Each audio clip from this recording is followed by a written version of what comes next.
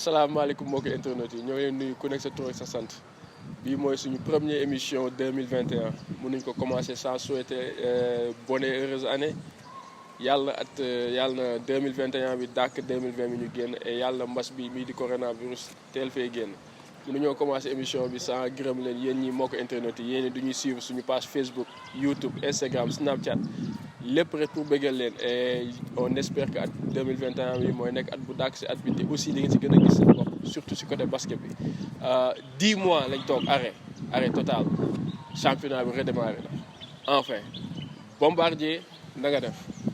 Abdoul maa lay fay asalaamaaleykum mbokk internet yi yéen a fii seen page Basketball News of the Day comme ni ñu koy defee chaque fois rek di ñëw comme ni ci at bu bees bi 2021 la balaa ñoo dugg ci lenn dañ leen di souhaiter bonne année ni 2021 yàlla dàkk 2020 vu que gis nañ 2020 nu mu demee que du malheur donc nañ ñaan yàlla buñ naan comme ni ko olof di waxee rek bu 2021 naree mel ni daaw boobu moom duñ ko wax dañ naan yàlla na mel ni 2019 donc di leen wax ni leen li ñu toog yàgg na gën nañoo gis ci terrain yi gën nañoo gis parce que enfin on a pris les décisions ubbi nañ saison bi premier tour yi jàll na ñu xool ba xam mbas mi dinañu bàyyi ñu continuer comme déet. bon Bombardier 2020 ban souvenir moo la si gën a marqué. 2020 plein de souvenirs. waaw côté basket bi. côté basket bi li ma ci gën a marqué mooy arrêt total bi. bi nga xam ne au niveau national au niveau international. fi NBA bi bu ñuy wax basket mooy leader bi. ay milliards yu toog. donc franchement corona nous a tué. Mbour basket moom lañ doon ko suivre Mbour la ñamoon mais ren dañuy dugg Thiès. waaw te xam naa ni Thiès yàgg nga fa dem di leen defal bagage. comme ni ñu koy waxee rek parce que moom daf ñoo permettre tey au niveau national. ñu dugg ci dëkk bu ne. dem voyager fu ne ci au niveau national. dëgg la Thiès ci région de Thiès bi lañ ne. te Thiès tamit dëkk bu ñu jege la même bu dul woon ay championnat au niveau petite catégorie truc et centre dañ fa daan def ay jumelage. ñu am relation yu baax ak ñoom donc. vu les contextes Basketball News of the Day c'est pas seulement Mbour mais bu ñu nee région de Thiès la ñu wax donc Thiès ci la bokk donc yeneen dëkk yi nekk tamit ci région de Thiès yëpp ci lañ bokk bu ñu ko suñu kàttan mayee suñu doole mayee ko dañuy dem seeti leen ñoom ñëpp. ban joueur moo defoon sa nooy neex Thiès koo xam saa yoo demee defal ko bagage. bon sama joueur bi ma gënoon def nooy neex nag léegi arbitre la quoi. waaw mooy Pape Pierre Sow quoi. Pape Pierre Sow waaw Sow sama nooy neex. sa nooy neex la saa yoo demee si nga defal ko bagage. waaw defal ko bagage ba pare dindi loxo bi. xam nga loxo bi da daan simee ko ok soo ko planché rek mu pare ci quoi. Basketball News of the Day bii pour saison bii dina xaw a dugg Thiès tuuti yëngal tuuti bagage yi comme ni ñu ko tàmmee defee rek sans pour autant tarder premier match à domicile Mbour basket pour doon recevoir Développe ñu dem seetaan résultat ñu ñëwaat.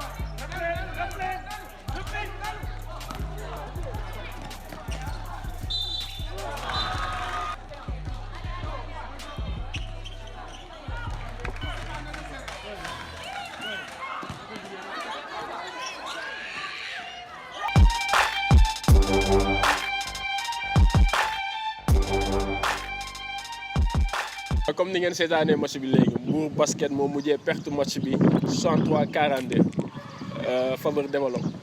Bombardier gis nañ match bi monotonie mu doon demee am na ñu ne match bi reflété wul la physionomie match bi reflété wul score bi te lan ngay ban commentaire nga def par rapport ak.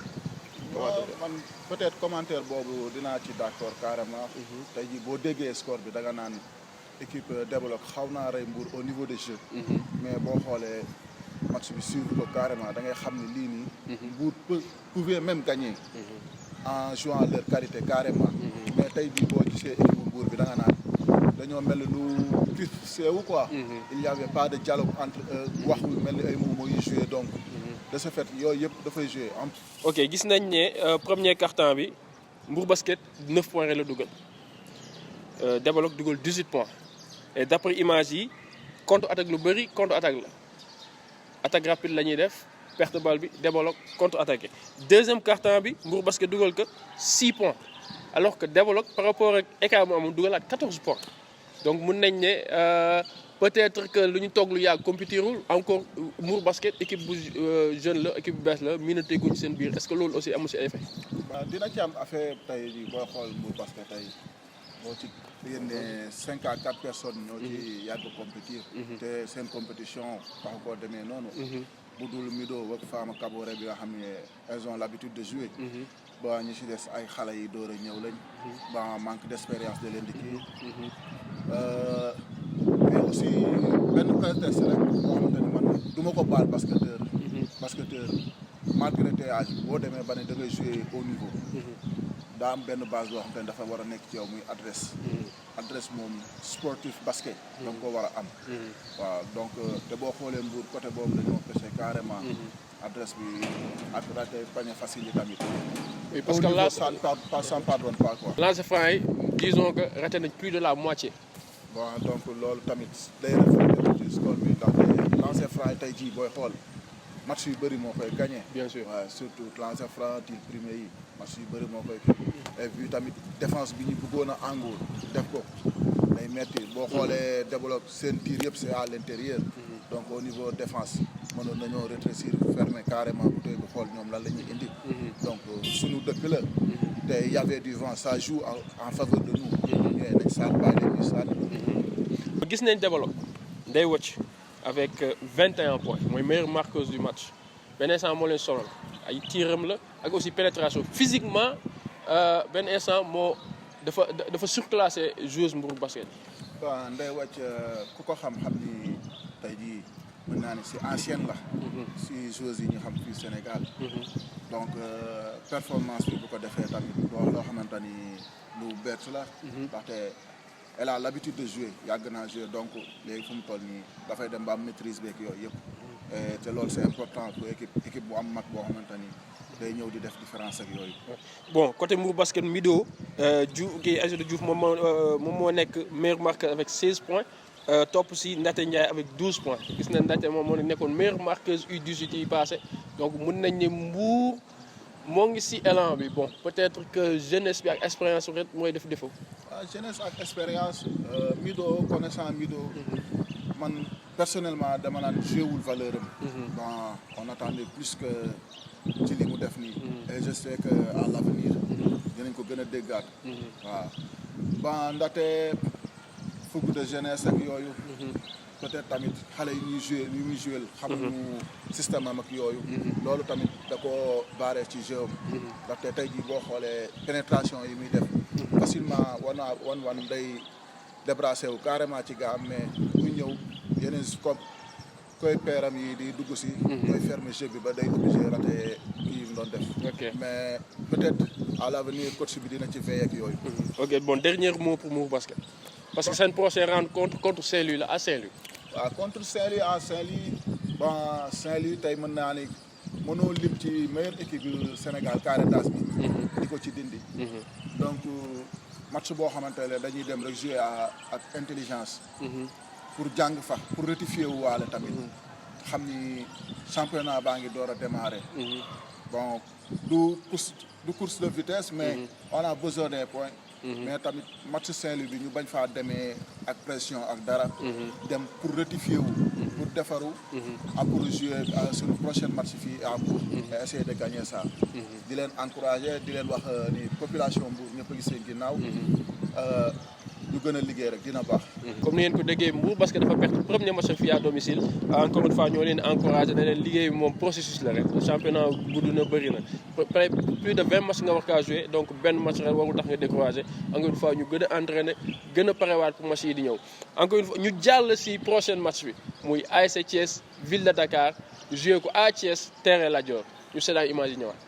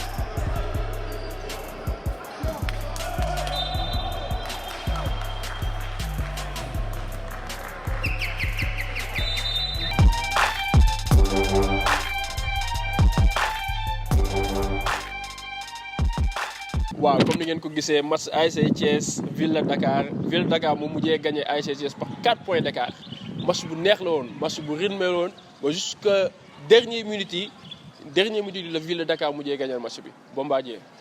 ASC Thiès à Thiès encore une fois moom benn région de Thiès ñu suñu premier match à chaque fois dañuy passer à côté. Bah, c'est pas question de passer à côté tey jii boo xool région de Thiès tey. La majeure partie équipe bu jeune lañu am. donc manque d'expérience da leen di dugal ci lu bari. en plus fukk bi boo seetaanee match bi. vu rythme bi xam nga ni lii match xale la. mais tamit dañoo topp fukk match bi ba. à la dernière minute ñu dóor leen. te en plus tey jii mën nañu yow yaay recevoir mais jàppal ni terrain yëpp léegi terrain neutre la. ndaxte public bi la daan plus léegi amatoo ko. donc ça joue ci équipe yëpp. donc. fépp koo dem daal jàppal ni terrain neutre la amatul may recevoir wala diw mooy recevoir di sama concept boobu. bon ASC Thiès am bëri na départ seen capitaine newatu fa c'est vrai que léegi ay jeunes ñoo fa nekk avec meilleure marqueuse muy Abdou Aziz Mbengue mu am 20 points te moom aussi si jeunes yi la bokk. ak aussi seen meneur bi Djibi Dia ñoom aussi sooy xool ay jeunes la ñoo ngi doog a yéeg c'est vrai que fin bi expérience xam na def defa tuuti mais aussi war nañ mën a saluer tuuti effort physique bi ak aussi staff bi. gis nañ ne ASC Thiès ren dafa am staff bu complet. waaw bi ASC Thiès gis début ko xam début ASC Thiès. gis fu mu jógee gis les tey jii fu mu nekk au niveau national. da nga daan féliciter leen bu baax. surtout quelqu'un ki nga xam ni dafa liggéey carrément foofu muy Serigne Tine ñu gën ko xam ci Serigne Ndiaye. Chaque année mu indil la lu bees loo xamante ni da ngay foog ni jeune bi yàgg naa basket foofu yàgg fekk ku bees la donc pour ça Thiès xam liggéey Thiès bi ñuy def ci basket. ak amour bi ñu am ci basket. donc boo fi gisee talent yu bees yi génn nii donc du loo xamante ni da lay surprendre quoi. gis nañ ne troisième quart-temps bi Ville de Dakar mënee na presque 12 points d'écart 13 points d'écart et pourtant ASC Thiès ñëwaat na ñëw na ba fekk ci score bi à 1 minute de la fin mu nekk à 4 points d'écart mais après ça s'est joué à kenn comme li nga wax rek manque d'expérience.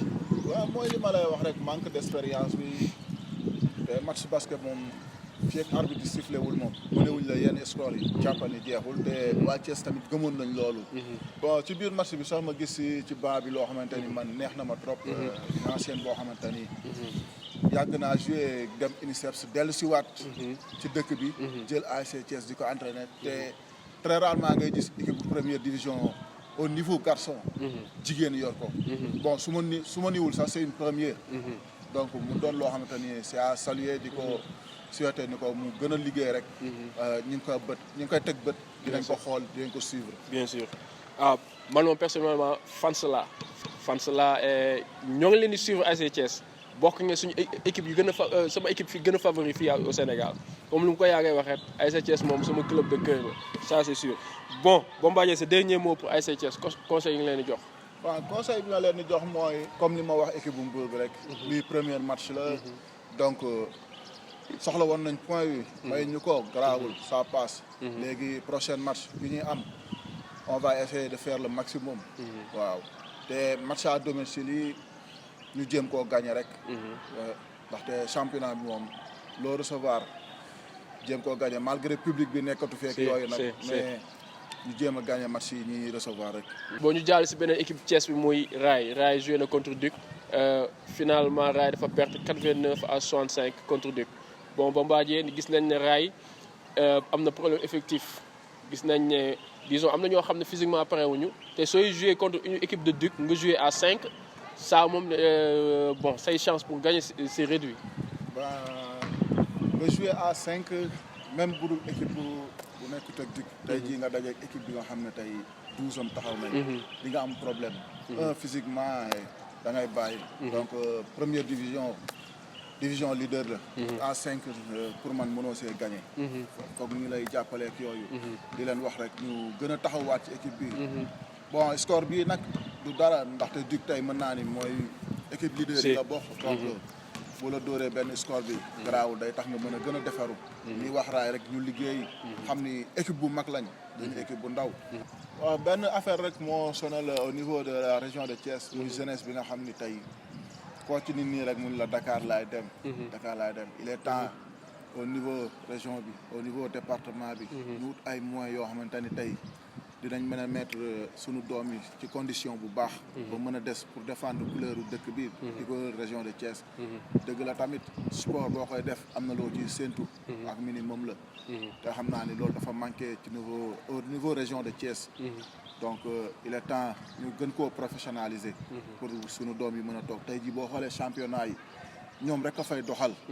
bon ñoo nekk ci leader yi équipe yëpp. donc il est temps ñu xëccaat doomu Mbour yi doomu Thiès yi.